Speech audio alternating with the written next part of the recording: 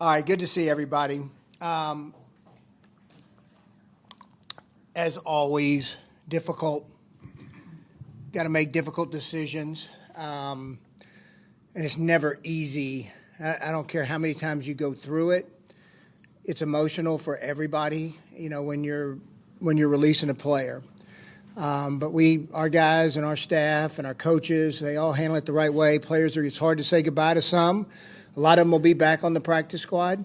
And as all of you know, the roster is very flexible, especially the first month of the season. I've always kind of believed that and said that. I think if you just look in the past, how we start is not always how it ends up. But feel good about where we're at, ready to get ready to go, ready to get ready for Houston. So fire away. Any area particularly hard to cut down? D-line. Which, look, two of them got claimed. So we knew that was going to be a tough cut. And I'll give Tom Telesco credit now because Jonah, he's probably not ready, but he will be one day. He's going to be a good player. And then Eric just kept getting better. We got 5 really good players inside that are all going to help us, and everybody can't make it. So happy for both of them that they're going to be on a 53-man roster. Chris, what do you see in your secondary that maybe we're not seeing? Why are you so bullish on this group? They're young. They're going to continue to get better. Sometimes you got to be able to meet, like things don't always work out, even when you're trying to acquire a player. I'm not saying we didn't try to do some things. Sometimes it just doesn't happen. But we do think we have good young talent back there, and we have a lot of belief in our front. So we'll continue to let these guys grow and come on. They don't become players without playing. I think sometimes we forget that. They got to play. Decision with Sam for quarterback? Well, we thought the rule was going to change, which it didn't. But look, Sam, I think with that position is such a critical position that the second you don't need a third quarterback, you need a third quarterback. Sam's a good football player, and he brings a lot, not only as a player to this team, but also to the room, to the offense, and to the team as a whole of who he is. So you think he probably would have gotten claimed? You never know, but I'm guessing, yeah. What have you guys seen out of Nick Cross this training camp? I think better. I think he's consistently got better. Like, we forget, it wasn't Nick's fault that we drafted him at 20. That's on me. He's young. And then you get up here and you talk glowingly about him, and you almost blow the expectations to where we all expect something. You forget how young he was. But I think he's seen a guy that just consistently get better each and every week. And I thought this preseason he played really well. I thought even through practice, through games, he played really good football. So I'm excited to see for him to take another step. Well, one other thing on the secondary, just in terms of depth, do you feel good about that? Any concerns there? What do you think? So we just put you saw, we put a claim in for Womack, who we like, comes from a very similar system. We liked him in the draft a couple years ago. And then when he let go, we thought he'd be a good fit and add to the depth to our team. We'll continue to dig like we do. I think if you kind of look back, even Shane and I were just talking about, the running back situation last year. Who can name the 3 runners? First game versus Jacksonville. Yeah, so if things change. Are you worried with Matt Gay right now? What happened? No, he's a good kicker. Really good kicker. Yeah. When you look at He went. Let me defend Matt here a little bit because there's more to the story. I'm not going to give you all of it, but when he went, there's not many people go into Baltimore and go 5 for 5 with how many over 50 that day? That doesn't have 4 over 50. Guy's really talented. Do you view any of the other starting safety back there next to Julian Blackman, or how you all evaluate who plays next to him? A coaching staff will get that all set next week. when you say there's more to the story, you mean currently? Even last No. Last year. Okay. Yeah, last year. Any idea on Josh Downs? Are you Not yet. Hopeful, making progress, but not ready to say he's going to be ready week 1. severe injuries? Just your thought process on Ebukam. Yeah, that's fair. All right. Roll the dice. I won't- It's a long shot. There's no doubt. But if you're gonna bet on somebody, you bet on Samson. It is a long shot, but you never know. So he was one. We really didn't have anybody else that was kind of a bring back guy. So him and McGrone were the two. We do think we'll get, Cam back at some point. Who I just have to tell y'all couldn't be more proud for a kid who practice squad, inactive, never doubted, kept fighting. And what sucks is he was just making these tremendous strides. I don't think, sometimes you don't notice like we do because we're watching that tape every day, but he just made tremendous strides here in the last year and a half. And then unfortunately go out with the elbow injury. But we think we'll get him back at some point. But Samson is just, look, you never know. You never know. So is July an option for that? Is he just No. Yeah, no. what are the conversations been like with him? Obviously, went through the last 2 years. No, it sucks. Evaluate him going forward. Oh, it sucks. I mean, because he's a really good kid. He worked his tail off. He was making big strides. It's just like a lot of times in life, you're defined by the things you overcome, and he's just going to have to overcome it. It does make the evaluation tougher just because he's been hurt the last 2 years. It's kind of like Scott, too, who we drafted a couple years ago, who we think the world of Scott. Smart. Every time he's out there in the offseason, he's great, but he tears an ACL and he tears an Achilles. I wish I had a magic wand to, eliminate those injuries, but I'd probably be making a lot more money and doing something else if I could fix those problems for everybody. Chris, I don't know if you're comfortable touching this one, but you mentioned the roster is going to change a lot in the first month and always does. Do you have any certain positions, again, this is where I'm not sure you want to say, but do you have any spots that you kind of see as being more fluid than others? No, that's fair. Anytime we think we need to, if we have a chance to upgrade it, and there's really a player we think is going to upgrade, we'll do it. So it's universal across. With all the moves you've made and you've seen this team in training camp, is this a team that should compete for something? We feel like we will be in the mix. Look, we were in the mix a year ago. And sometimes, I think I said this earlier, where sometimes the scars are good for you. Hard times can be good for you. Defeat, failure can be good for you if you handle it right. I have a lot of belief in the leadership, one of Shane, but also these players, from guys that have been there and been through a lot, and they're all good players, and they're all committed. It'll be fun to watch this team grow through the season and go through it. Chris, veteran team, all you guys are back. So veteran team, young quarterback, immensely talented quarterback, but very young.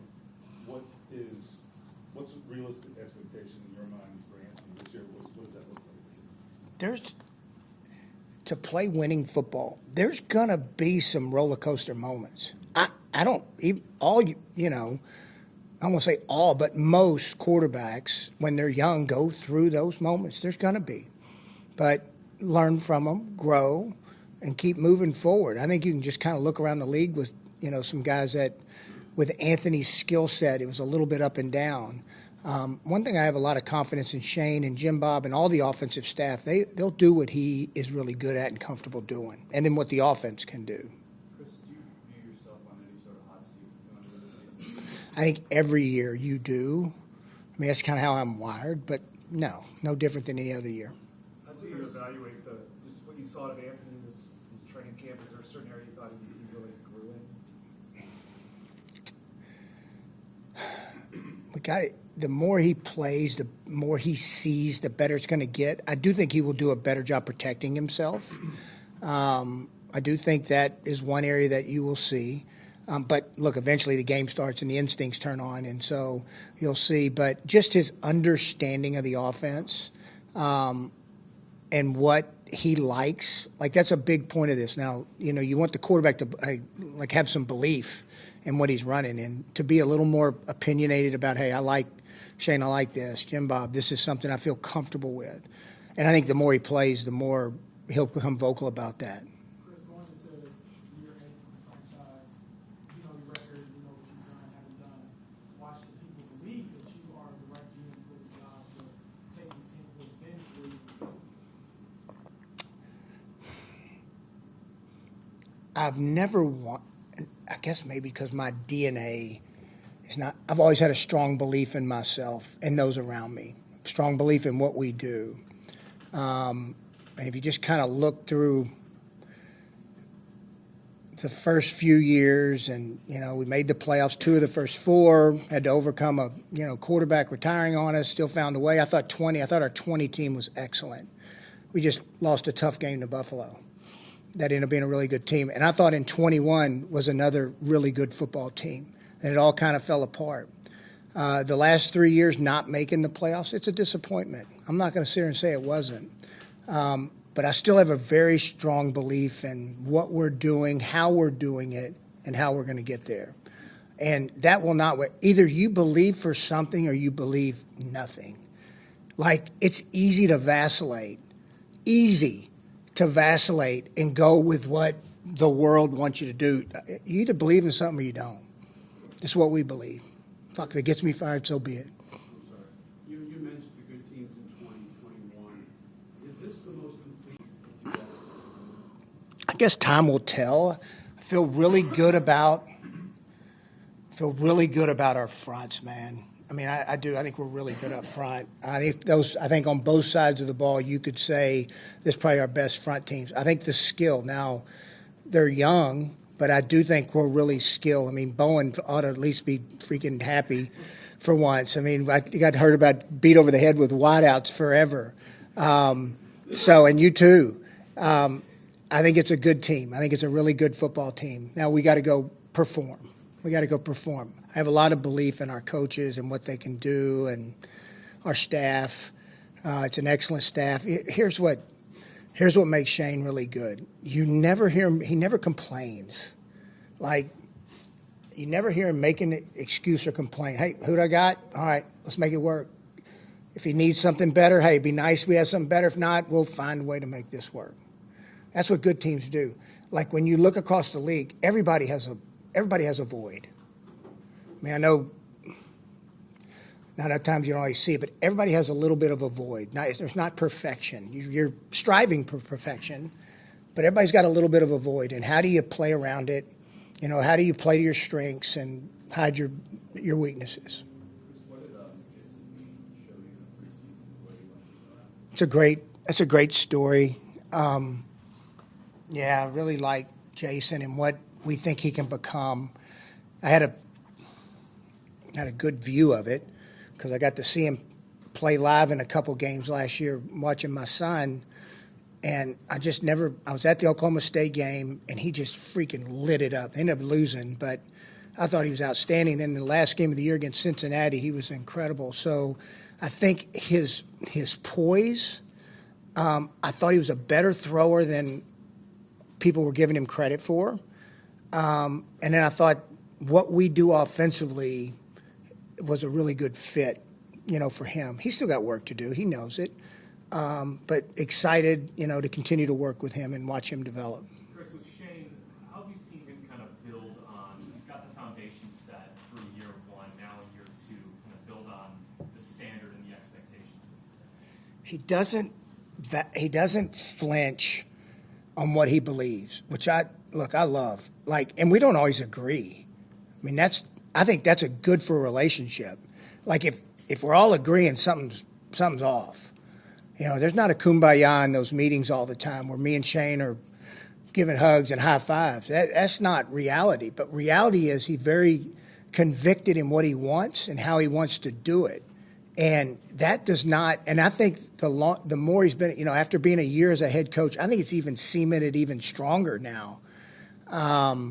There's things that he believes in and we're going to do. And sometimes guys don't make the roster before it. So be it. He is a really good head football coach. Like you mentioned, last year you guys have used a lot of running backs. So how do you feel about just the group you have fine job putting together right now. Yeah, no, like the group. It was a really tough decision between, especially with Sermon getting hurt, but we really liked what Sermon was doing last year and in the offseason. And that includes, we like some of the things Goodson did. We still like Hall. At the end of the day, Goodson just did a little bit more, a little more well-rounded right now. But look, Hall's still going to be definitely in the mix with us. But I think it's a good, well-rounded group, and I think we've got a Jonathan who I think's a superstar. Chris, you got waived the 3 draft picks. I looked up, you've actually, waived a draft pick, I think, every year. What goes into the balance of, wanting to invest in those draft picks versus making a decision? That's fair. That's a fair question. I think we've drafted how many over the last years? 21. That's a lot of picks, which we like. Not all of them are going to make it. All right, but what you hope is you can get them back. Unfortunately, with Jonah, you risk losing a guy, when you subject him to waivers. But that's part of it. When your philosophy is you're going to continue to draft that many players, some of them are going to get cut, and some of them need more development. What's your commitment on the offensive line? How confident are you with the backup tackle? Freeland seemed like he struggled.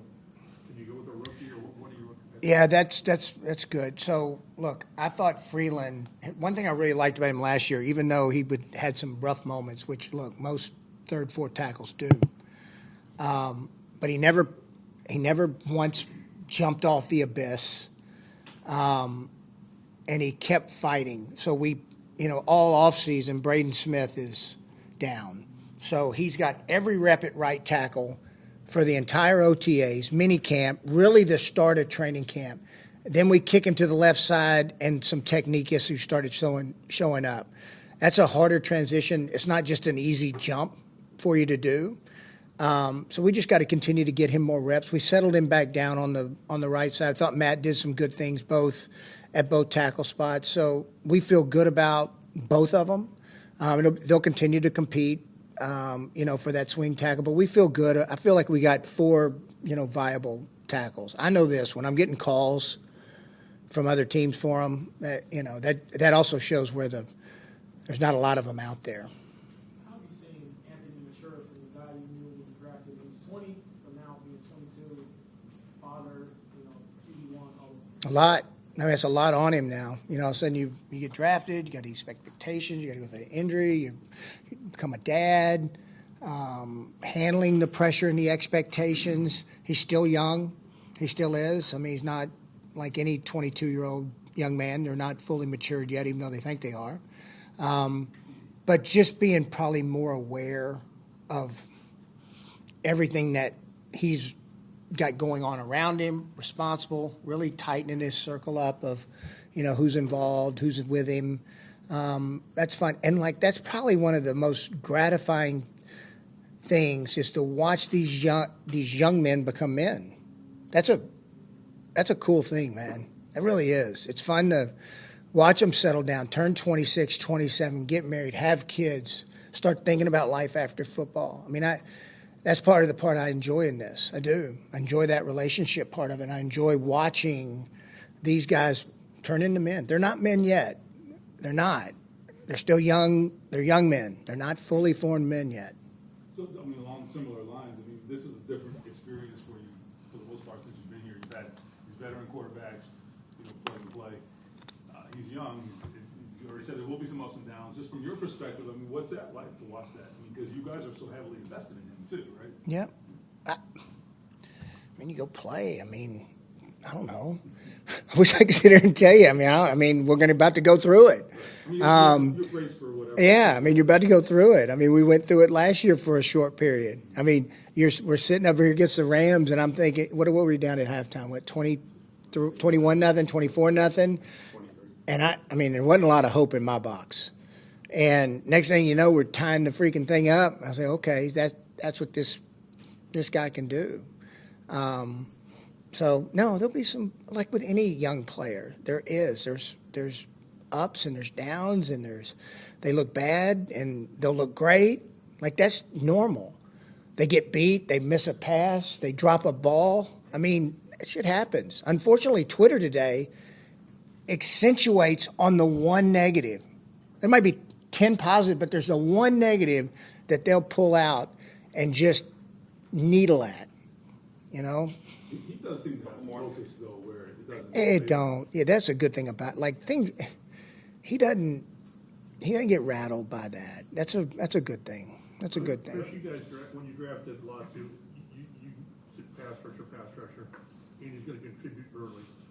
Now that you've seen him, how do you anticipate? I mean, is he going to be the third down guy?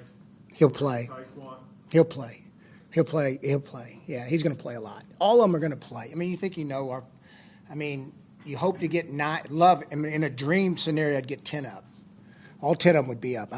Depends on week to week if that can happen. But they're all going to play, and they're all going to get their chances. But we like Latu. I think he got a chance to do some pretty special things, man. What about Latu allowed him to start camp strong and finish it strong without maybe a dip with some rookies? Instincts.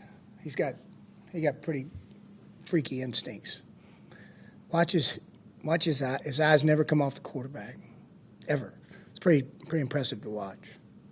Go ahead, Kev. Obviously, AD and Alec, what did you see from them throughout the month of August? I think Alec has just had his best camp, arguably as good as anybody out there. Consistent, shows he can play inside and out.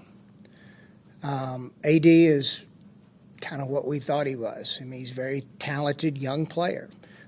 He's still learning, but they're both going to have really good years and help us. That's a really good room. It's a good group. Reggie's done tremendous work. All right. Awesome. Thank you, got a good Thank y'all. Be good.